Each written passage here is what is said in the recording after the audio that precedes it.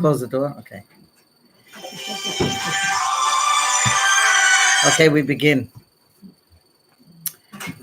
So we are in Parshat Devorim, and this Shabbat is called Shabbat Chazon. Chazon means a vision. And we read, why is it called the Shabbat of vision? Because we read the Haftorah from the prophets. We read about Yeshayahu, which begins the vision of Yeshayahu, Chazon Yeshayahu ben Amotz, Asher Chazal Yehuda v'Yerushalayim.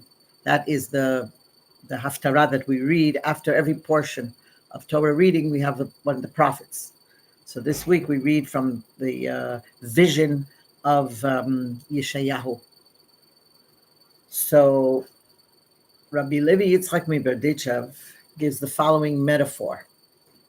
And he says, it's like a father who prepares a beautiful suit for his son. And his son neglects it, and he's wild, and he tears the suit. So the father goes and makes him a new suit. And the second suit, again, he ruins. So the father says, this time, he's making a third suit, but he's not giving it to him. He says, I'm going to show it to you. On certain occasions, okay? He shows the suit to his son, and he says, when you're going to learn to behave, this suit will be yours. And you'll learn how to appreciate and take proper care of this suit, then it'll be yours. So of course, this gives an incentive to the son to improve himself and to behave well, and so that in time he'll be worthy of receiving his father's gift. This is the metaphor, the mashal, okay? Now let's see what the nimshal is. What did he mean, Rabbi Levi Yitzchak Miberdichev, when he said this? So on Shabbat Chazon, we are granted the vision of the third Beis Hamikdash. Mm-hmm. Now, we may not see it. We don't see it, but our soul sees it. Mm-hmm. Because you can say, like, as a Chazon, if we don't see it, but the soul sees it. And maybe tzaddikim see it. So being that we are given a vision of this third Beis Hamikdash, this is supposed to give us an incentive and inspire us and give us a longing that we should want to receive this gift, the third Beis Hamikdash. This is from our Father in heaven. The Father gives his children a gift. We know that the Beis Hamikdash served as a window through which Hashem radiated his light throughout the world. I mean, it was Beis Hamikdash, the windows were small on the inside, big on the outside. The Beis Hamikdash for itself, the divine, the Shekhinah presence was there, and the light shone out to the whole world. It was a beacon of light for the world. This is where Hashem showed himself to man, and where we in return reciprocate. Twice we were given this gift, and twice we failed to measure up. In other words, that we sort of pushed away the Shekhinah. We pushed away the divine presence from our lives, each time for a different reason. So Hashem built us the third Beis Hamikdash. And this one was different than all the others, because the first Beis Hamikdash, we know, was built by Shlomo HaMelech. And both constructions were by men, whereas the third Beis Hamikdash is something eternal, and this Hashem brings down from heaven.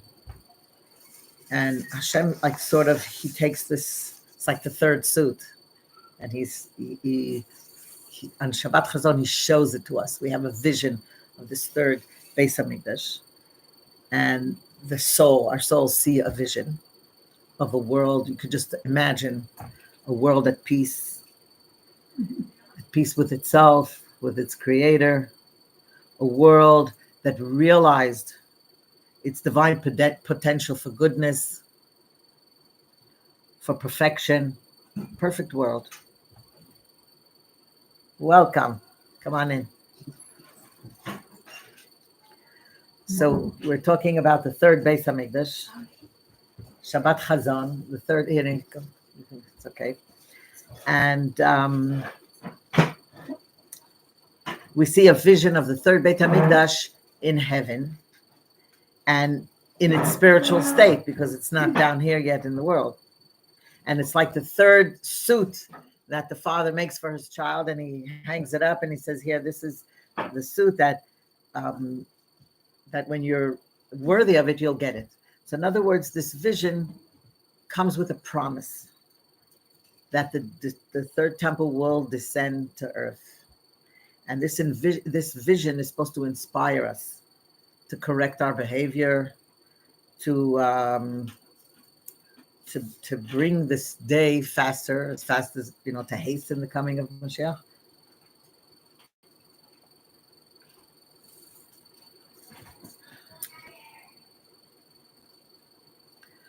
And hasten the day when the spiritual vision will become a reality.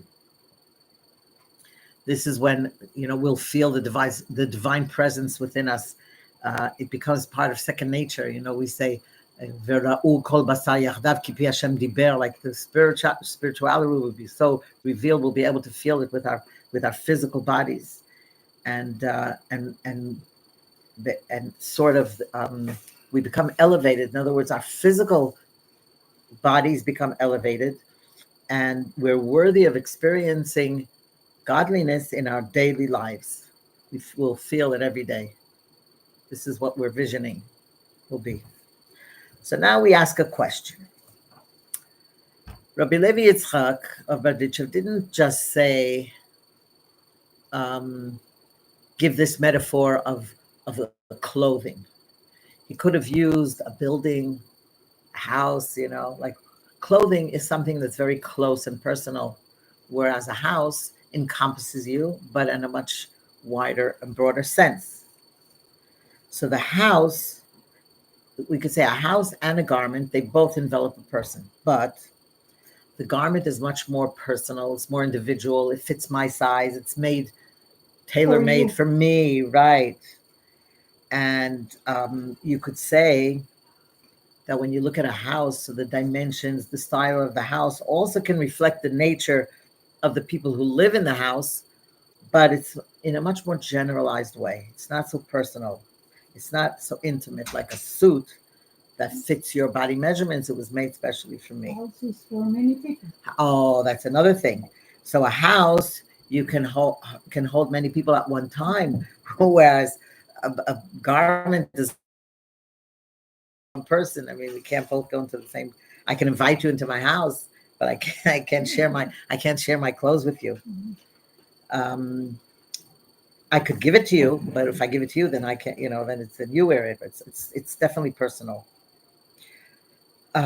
So here we say that Hashem chose to reveal his divine presence in this world, the Shekhinah, and it's a communal structure, right? It's a building where everybody can house many people. Beit HaMikdash is a building where many people come in, and it says there were so many miracles that happened that everybody stood like all together. There was no room to move, and then when they were mishtachaveh, all of a sudden suddenly a miracle happened. There was plenty of room, so it housed everybody. But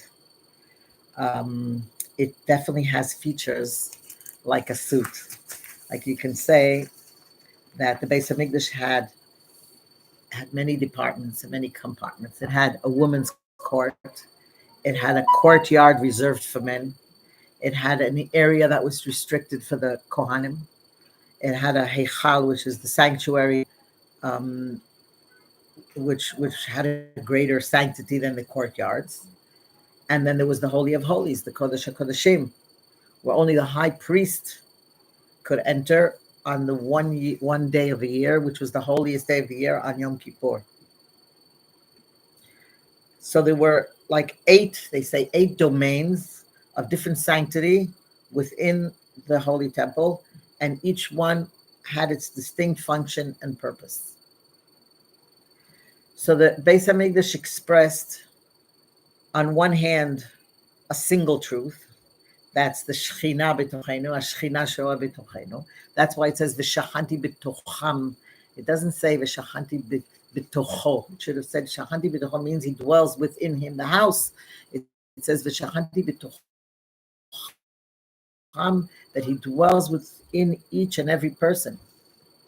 In other words, every person is a Beis Hamikdash. Every person is like a holy temple, and God dwells within every one of us.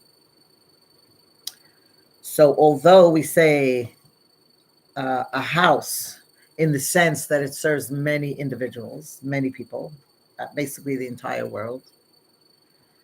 But the most magnificent thing is that everybody found it tailor-made. Everybody found that it fit them, and everybody found their specific spiritual needs in this house.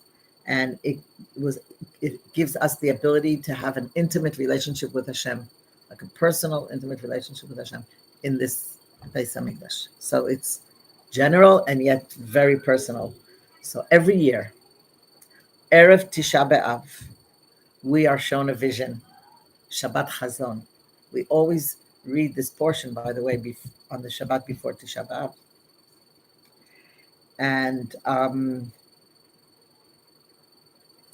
And we're shown the vision of a world as a place where we're going to experience Hashem's presence, but as a vision of a godly garment, meaning something very personal, and fitting every individual character, and something that we all will enjoy when the Beis Hamikdash comes down to this world. Everybody is waiting for it to happen speedily in our days. It should happen today. We say not only all day, but every minute of the day, we're anxiously waiting for Mashiach. So now this brings us to the connection between the vision, the Shabbat Chazon, the Haftarah, to the portion that we read of Devarim. And like I said, they're always read Erev Tisha B'Av. The Chumash Devarim, the Parshat Devarim, is the first parsha of this new, the fifth Chumash. Moshe reviews the Torah. It's called Mishneh Torah. He reviews everything that happened to the Jews, and he's actually addressing the new generation that's about to enter Eretz Yisrael, about to enter Israel, and they needed extra special counseling. They needed extra special, they lived a spiritual life till now in the desert. Now they're going to enter Israel, and they're sort of going down, you could say it's a descent into material concerns, practical concerns. You have to build your house. You have to start plowing. You have to start making money. You have to, it's a physical life. You don't have any more the money that's coming from heaven, and you don't have the clouds that are washing your clothes, and you don't have to change your shoes. You don't have to worry about anything. And here you have to, there's the practical laws of the masrot and everything that they didn't have to do till now. And now in Israel, they're going to have to start keeping these laws of how to plow, how to plant. You can't plant this together. And then there's the orla, and then there's the masrot, and there's the trumot to the kohen, and to the Levi, and to Meiser Sheni, Meiser Ani, and all these things that they didn't have to do before. So Devarim, first of all, tells us this sort of a paradox that you're descending, and yet through this descending comes the uplifting, because this is what the sons of Aaron were punished for. They wanted a spiritual life, and Hashem said, no, I want you to get married, to have children, to build a house. You can reach higher levels when you go down to the physical world. And so you have the highest achievements you can accomplish. Spiritual achievements are in an earthly and not a heavenly realm. In other words, the angels on top, up in heaven, said to Hashem, we see it in this week's Parsha, that talks about the angels that fell from heaven. What was the story? They said to Hashem, look, you gave the Torah to the Jews and they're sinning, why didn't you give it to us? And he says, oh, you want to try it? Okay, we'll bring you down to earth and let's see how you behave. And so these were the giants that came down to earth, and he gave them a yetzer hara. He gave them an evil inclination, and they were the worst. And the last one was Og Melech HaBashan, was the giant who was in Palestine through the Mabul. He held on to the Noah's ark, and he was saved. Yeah. So here he was one of those. So we see that in the heavenly realms you cannot accomplish what you can accomplish in the physical world, and this is also the reason why the whole Dor Hamidbar was killed out, because they expected, they wanted to stay in the desert and have time to learn Torah. And here Hashem said that's not the purpose. The purpose is to you make time to learn Torah, but you have to. If you don't have any choice, then you're like a robot. So when you have something to overcome and you can accomplish something and elevate the physical, you turn the darkness into light. This is what Hashem wanted us to do. Mix the physical with the spiritual. So the Parshat Devorim begins on Rosh Chodesh Shvat. This was the first day of Chodesh Shvat. We say from Nisan, Iyar, Sivan, Tammuz, Av, Elul, Tishrei, Cheshvan, Kislev, Tevet, Shvat. It's the 11th month. The first day of the 11th month, Moshe begins speaking to the Jews until 36 days until he passed away. He passed away on Zayin Adar, on the 7th day of Adar. So there were 36 days where he gives a speech and he recaps all the major events and laws that are written in the other Chumashim, but the other Chumashim were written in the name of Hashem. Yomer Hashem el Moshe. Hashem told Moshe to say. Here, he speaks his own words. And we're told that he translated the Torah into 70 languages. Why did he translate into 70 languages? They all spoke Hebrew. And the reason is because, first of all, he collected everybody together when he spoke to them. And people will say, "Oh, we weren't there. If we were there, we would have answered him." So here, make sure everybody's here. Second of all, for the whole world, the Torah has to impress the whole world. The whole world is the light of the Torah is a beacon of light for the whole world. So it has to be in every language. So he translated it into 70 languages.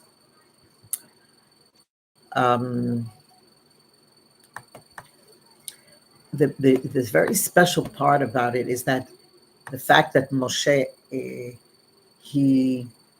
what he said is not something different than what Hashem said, even though it's like Moshe speaks on a Gufri show. It's like Moshe is telling the Jews. It's not Hashem tells Moshe to tell the Jews. But Moshe became such a level that what he says is what Hashem said, and it's all through Ruach HaKodesh. So it's not his own words. But the truth is that Hashem gives the human mind and mouth. He lets us shape what he says. Everybody formulates the Torah into their own personal sort of creation. Not a different meaning, but everyone has their contribution to the world, and everyone has their share. So in other words, everybody understands. You can have a whole bunch of people listening to the same thing, and everybody finds themselves in a certain aspect, which is more his than anyone else's.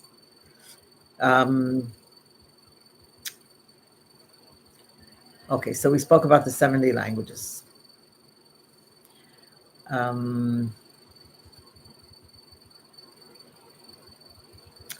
Okay, now what happens in this parsha. Moshe is very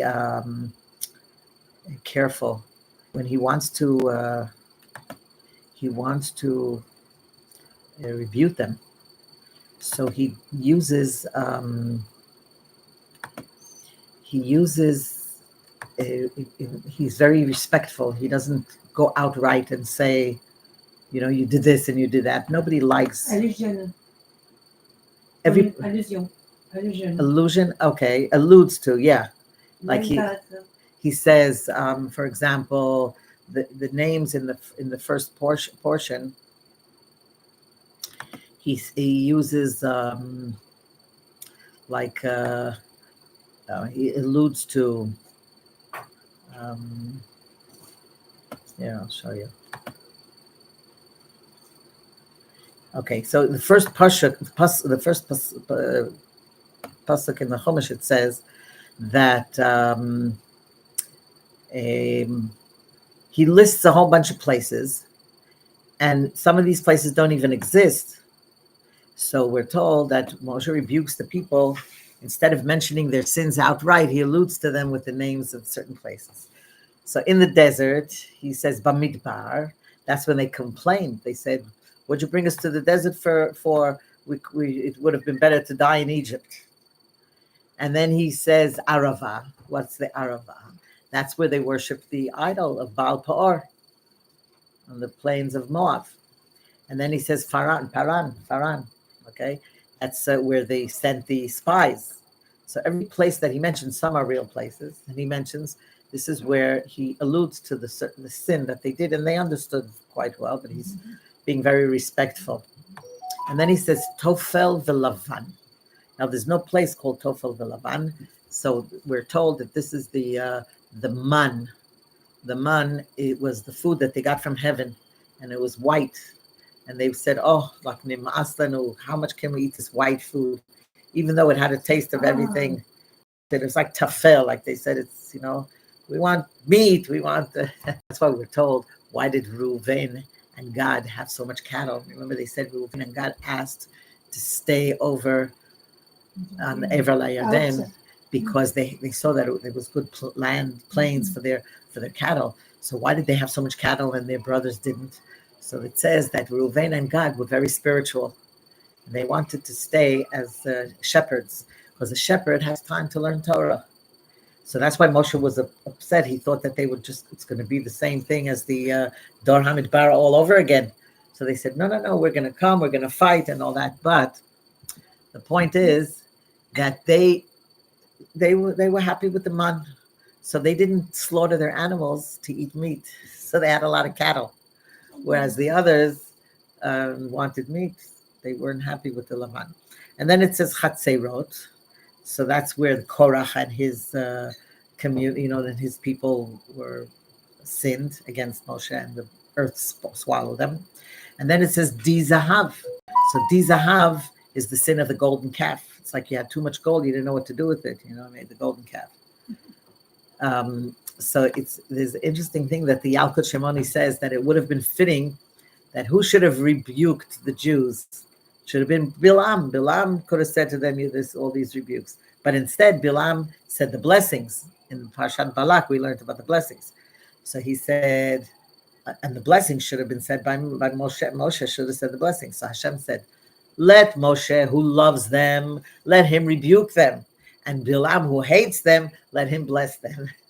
So from Bilam came the blessings, and from Moshe came the rebukes, which teaches us that when you love somebody, you can definitely rebuke, and they'll accept it.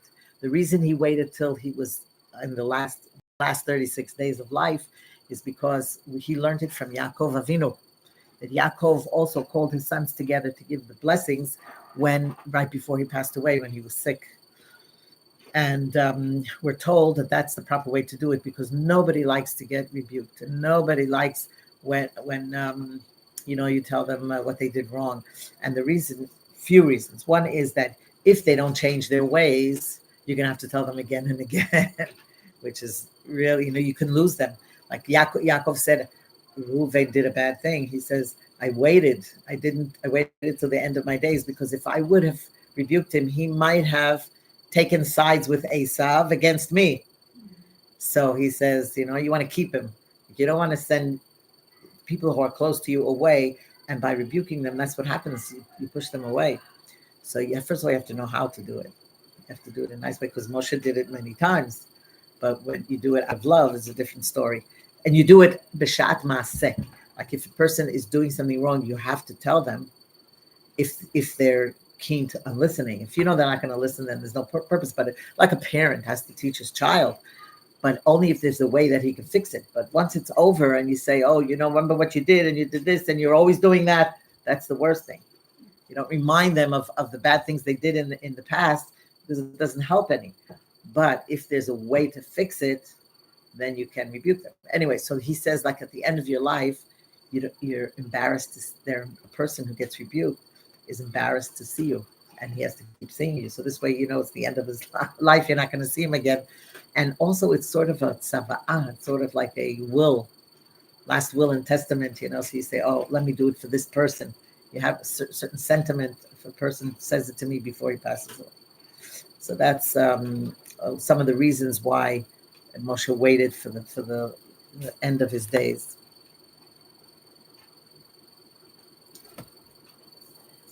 So,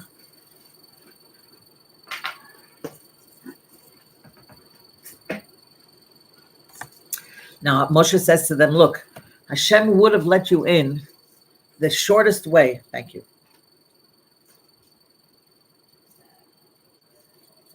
The shortest way to get into Israel would have taken 11 days to go through Edom. But Hashem, Moshe says to the people that Hashem was going to let you through in 3 days. You would have been in Israel, but you ruined it because you sinned with the spies, and you had to travel around for 40 years. They went like a square, they went all the way around. So the question is, Edom didn't let them in. How could he say you could have gone in so fast? If Edom said no, they said, "Can we go through your land?" And he said no. So here we learn that if Hashem wanted them to go in, Edom would have let them. The fact that Edom didn't let them in is because Hashem didn't want him to let them in. So we have to realize that in life, when things don't work our way, it's always, it's not to get angry at the person or to say, "Oh, he should have," to turn to the one above. Remember this? We say when you point your finger at somebody, 3 fingers are pointing to you. And you fix yourself, and then Hashem will help. Except for worry. And if we take off the da'agah, so we have Aleph, Beis, Gimel, Dalet, Hey, right? We have 5 fingers. Take off the da'agah, which is Dalet, Aleph, Gimel, and Hey, and you're left with Bet Bitachon. Bitachon Hashem. Just trust him. Because what are you going to worry? If you can fix it, so fix it. If you can't, then what does it help to worry? So in any case, there's no point in worrying. So we have to strengthen our trust in Hashem. And that's what we have to do now. In these days especially, because these days are so special because they're, in a certain way, they're sad days because of the destruction of the temple. And on the other hand, these dark days are going to bring the Geulah, the redemption, which means that these dark days are going to turn into happy days. These days, it says that Tisha B'Av, the Mashiach was born on Tisha B'Av. And here, look how Haman looked for a day that he could kill the Jews. And he said, "Oh, Zayin Adar, Moshe Rabbeinu died." He didn't know that Moshe Rabbeinu was also born that day. And he chose the month of Adar, and that was to our benefit, and the Jews were, Hashem helped them, right? And they won the war, and they had a wonderful miracle. Today, Iran is looking for a day when they can start up with us, and they're thinking of, everybody's talking about Chodesh Av, Tisha B'Av, and they say, "Oh, that's a good time." And yet they don't know that Tisha B'Av, Moshe Rabbeinu, the Mashiach of the generation, was born. So there's no way that they will accomplish what they want to accomplish. But on the other hand, we have to do everything we can. So they may start something, but we have a way of overcoming. That's right. That's right. That's right. Look throughout the generations, all those that stood up against us were killed out. And we lasted, yeah. So, yeah. So anyway, he says that we were told, like we could accomplish it in a then. The divine presence troubled itself for their sake to hasten their entrance into Israel. Hashem was helping them, and they were corrupt. And because of the spies, they had to go around Mount Seir for 40 years. In other words, that Hashem will go out of his way to help us, and he shows us these signs. All we have to do is to remember this, and be ba'achdut, because the second Beis Hamikdash was destroyed because of sinat chinam, and this is what we have to fix, the ahavat chinam. And being that we said in the 5th month of Chodesh Av, Aharon HaKohen was born on Rosh Chodesh Av. Was the day of his passing. On Rosh Chodesh Av, Aaron passed away. Yeah, right.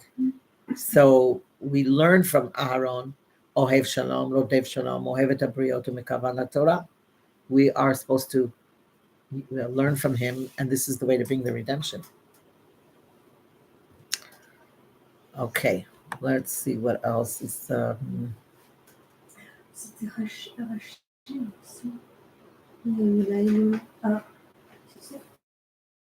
What? Say it again. Yeah, one day before, I think. Bezav, I think. But Yeah. you don't, comment ça s'appelle? Do something, le lulav for Rashi. We mention it. We mention it. I don't know. Huh? Yeah.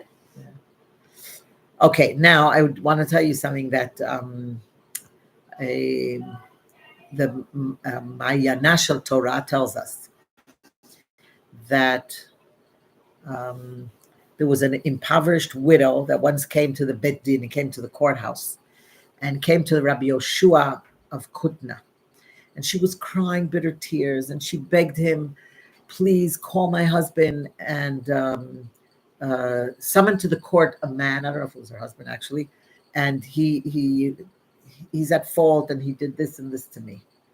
So Rabbi Yoshua summoned the man to appear before the court, but he didn't want to take this case. He gave it over to a different rabbi, and he said, I won't take care of this case. Why? Because the Torah forbids us to take bribes, he said. So he explained, he says, do you think a bribe is only a gift of money? He says, tears can also be a bribe that blinds the clear-sighted, especially the tears of a poor widow. So he didn't want to sit on this case. And here we find that Moshe Rabbeinu says in the do not give anyone special recognition when rendering judgment. That's the pasuk that says. So we know that in giving judgment, you have to. It's not only just shochad money. It could be. Person has to realize when he's nagua b'davar.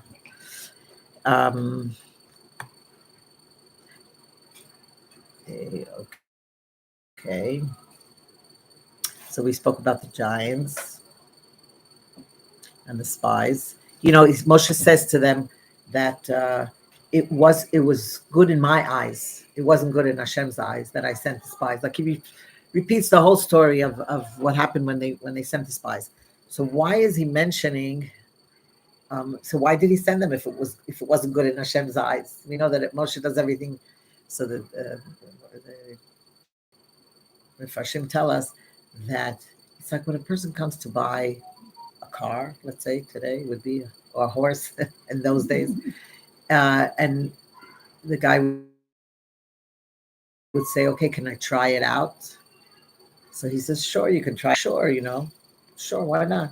So he says, okay, he's not hiding anything, so he's probably worth it. Okay, here's your money, and give me, I'll trust you something. I said, sure, you can go send spies, you can go check it out, Hashem's going to help you. He thought that they would say, okay, we trust you. But they didn't. So that's yeah. Okay. And now, Hashem said to me that God was angry with me for your sake. And because of you, he didn't let me enter the land. So it's interesting. It says here, the Medrash Rabbah tells us that Hashem said to Moshe, with what face do you request to enter the land? So he gives a parable, and he says it's like the case of a shepherd who went out to feed the king's flock, and the flock was abducted. When the shepherd sought to enter the royal palace, the king said to him, "If you come in now, what will people say? That it was you that caused the flock to be carried off." So same way Hashem said to Moshe, your greatness is that you have taken 600,000 people out of bondage. You took them out of Egypt, but you buried them in the desert. And and you're going to bring a different generation into Israel. So people will think that the generation of the desert had no share in the world to come. He said, you better be beside them. And when the time will come, you'll enter Israel with them.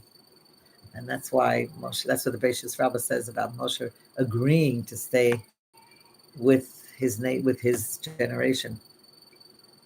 And then it tells us that, he continues telling them that after the generation, after the spies realized, after they came back, and then the Jews regretted it, and they said, "Oh, you know what? We do want to go." And Hashem said, "Now it's too late." But they went anyway. They didn't listen, and they were attacked as bees.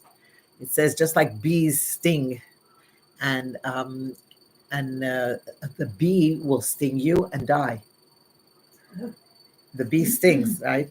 So the Amorites, that's what happened. The Amorites killed them, but they died. They also got their punishment. So that's why he uses the metaphor of the bees. And then he tells them about how he accomplished Sichon and Og. And let's get to the conclusion of the portion. It describes how the tribes of Reuven and Gad went ahead of the Jewish people in battle. And they were the head of the Jewish army, just like they promised, if you remember. They were the warriors, Reuven and Gad, and they put themselves at greater risk than all the other people. In other words, they had Mesirut Nefesh, which means I'm willing to give over my soul, myself, for this good purpose for Hashem. So the two aspects of Mesirut Nefesh reflect two ways that they did battle. First is Mesirut Nefesh, that is with using intellect, emotion, and speech. So in other words, when somebody does Torah and mitzvahs, they're fueled by the intellect, which affects your emotion, and then it affects what you say and what you do, right? In other words, it all starts in your head. The more you learn, the more you know, the more you want. And end of Omed B'fnei Ratzon. If somebody wants something, they do it. Mm-hmm. And if you know how to do it, then it's easy. So then you're excited about doing it. So this is one aspect. So the main aspect of a person's spiritual service should be learning the Torah and performing the mitzvahs on a daily basis. When is Mesirut Nefesh invoked? You see that it forces you to do it when it's difficult. Mesirut Nefesh means that you overcome any obstacle in the way, and no matter what, I'm going to do it. So the idea is not the Mesirut Nefesh. The idea is doing the Torah and the mitzvahs at all costs. So it's not an end. It's a means to enhance the service to Hashem. It's not an end in itself. So they placed themselves at the head of the Jewish army, meaning that the Mesirut Nefesh served as the head of the intellect and emotions. Then they reached a higher level of Mesirut Nefesh, where it says that where two tribes would forge ahead on their own as a separate entity. This corresponds to the Mesirut Nefesh that is an end unto itself, that be it in a situation that requires actual self-sacrifice, or one that requires Mesirut Nefesh in potential, like I'm potentially putting myself in danger. In other words, that's way above the intellect. It has absolutely no logic. I will go ahead and I will do what I have to do. That's the second level and a higher level of Mesirut Nefesh. Like in the war, like they went to save the people without thinking. That's it. That's what they're doing today. That's why the Rebbe says about the soldiers are definitely being Mesirut Nefesh. and that is now the other tribes didn't put themselves necessarily in a particular risk. So Reuven and Gad were special. That's why the children of Gad, it says, they tear as prey the arm and head. With one blow, they would sever the enemy's arm and head. So when logic is one's only weapon in the battle against evil, you can't nullify all the forces of darkness with one blow, right? Because you're dealing, like with logic. But when one calls upon the all-encompassing spiritual power of self-sacrifice, it's a power that's so great that it obliterates every aspect of evil, and it's possible to vanquish all the evil, the arm and the head at one blow. So in other words, Mesiras Nefesh alone does not suffice. It's necessary for Mesiras Nefesh to influence the intellect and the emotion and the speech and the action as well. In other words, you can't have two separate. It comes from a level where it's way above logic. You do it, but then you start thinking about it. Mesiras Nefesh clothes itself in intellect and emotion so that one's performance of Torah and mitzvahs is fueled by it. In other words, this is the inspiration. And the main aspect of an individual's spiritual service remains the day-to-day study of Torah and performance of mitzvahs. Mesiras Nefesh, like we said, is invoked as a means to enhance the service and not as an end in itself. And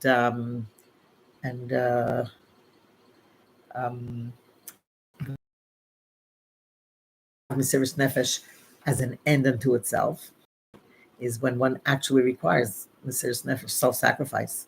And it's like the Ne'ilah prayer of Yom Kippur that the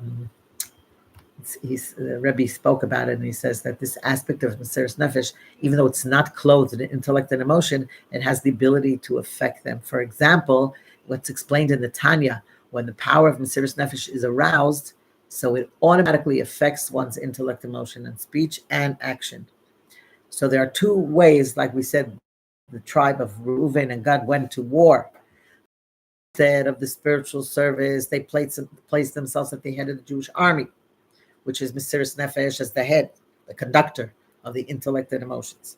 Then came the higher degree of Mesiras Nefesh, where two tribes would forge ahead on their own, and this Mesiras Nefesh was aroused as an entity unto itself. It's like without any logic, without any thinking, we're going ahead, full force. So this is two levels that we. הם היו המתנחלים, Okay. לא? הם היו, they were out of Israel.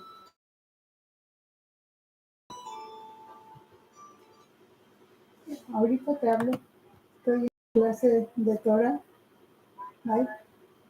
Okay. So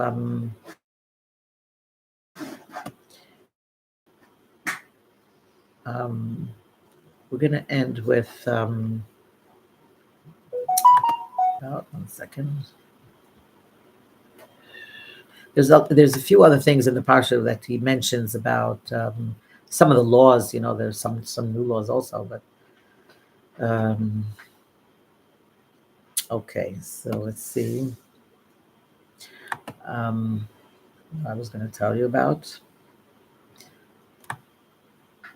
We spoke about the paradox. We spoke about self-sacrifice. That was the last thing. Okay. Now, during the 3 weeks between Yud Zayin Tammuz and Tisha B'Av, these are now we are in the 9 days. We started with Rosh Chodesh Av until Yom Sheni B'Erev is Tisha B'Av. These 9 days we don't go to the beach, we don't swim, we don't try not to wash your clothes. You don't, unless it's for children, unless you have nothing to wear. And we don't say Shachiyanu, and we don't get married these days. We don't eat meat. And what the Torah tells us to do is that when we study the laws of the temple's construction, we're actually rebuilding it. So these are the days where we should be learning about rebuilding the Beis Hamikdash. Yep. And so everything that it says in this parsha, that where Hashem says, I have set the land before you, come and possess the land. God swore unto, he gave a promise to the Abraham, Yitzchak, and Yaakov that he's going to give it to the next generation. So Hashem himself promised that he's going to give us the land, and nobody can claim it. So if we are worthy, it will be without a battle. We would have, just like then, they could have gone into Israel without any ammunition. Hashem would have taken care of it. Today, the same is true. But unfortunately, people lacked faith. They didn't rely on Hashem to bring them into the land in a miraculous way, so they lost that opportunity. And they said, send men ahead, the whole story with the spies. And they forced Hashem to follow natural procedures in taking over the land. And so they met opposition on the part of those who lived there, and they had to wage war, and they had to they received the land in a natural, like the miracle. Hashem does miracles, but in a natural way. In other words, we could have had it some other way. So there's a moral in this for our own times and present condition, and with this I will end, that the future redemption by Mashiach is just like the exodus of Egypt, just like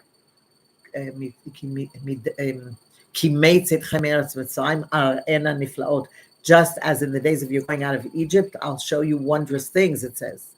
So the wonders and miracles of the messianic redemption will be even more than when they went out of Egypt.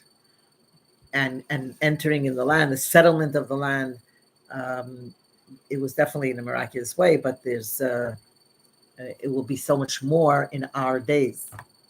So just as then, it depends on the Jewish people themselves. We have to show absolute faith in Hashem and his promise that the entire land of Israel belongs to the people of Israel. It's all ours. We cannot give it away.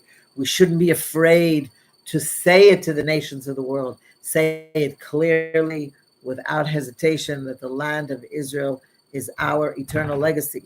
And if people say to Israel, just like it says in the first pasuk of the Chumash, you are listim atem, you're robbers, you took force of the land of the seven nations, you respond to them and you say, the whole earth belongs to Hashem. And he created it, and he gives it to who he wants, to who he sees fit. And it was given to the Jewish nation by his will, and by his will he took it from them, he gave it to them, and he took it and he gave it to us. So if we will show absolute faith in Hashem, we will merit immediately the promise, and no one will contest this, and there'll be no more wars, nor the need for any weapons. And it says, I shall break from the earth the bow, the sword, and the warfare, and I shall make them lie down securely, which is written in Hosea. And it should be speedily in our days with the coming of Mashiach.